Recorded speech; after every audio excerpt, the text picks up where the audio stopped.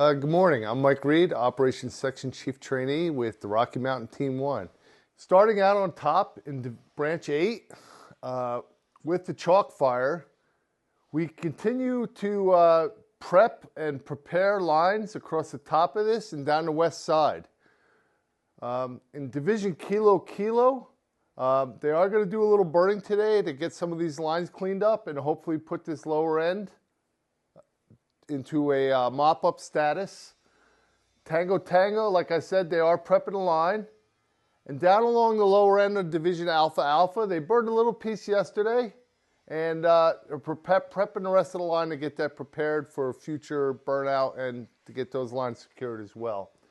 McKinley Creek, right below it, is really almost just about in patrol status. We have taken some of the resources and we've moved them up to chalk.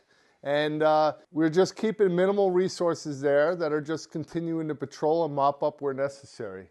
And the Tire Mountain fire also has the line all the way around it. And we are continuing to mop up and secure those edges to ensure that that fire stays within the current footprint.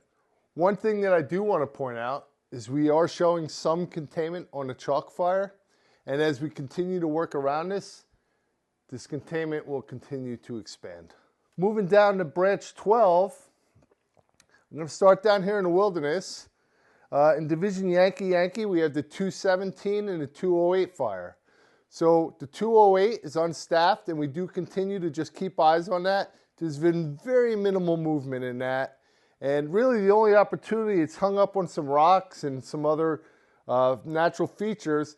And the only opportunity it would really have would be to move to the west, and we have seen no movement in that at all.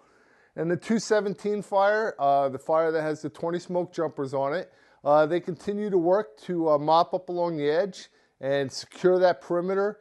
We've also been able to utilize a lake with some portable pumps and hose lays to help with that mop-up effort.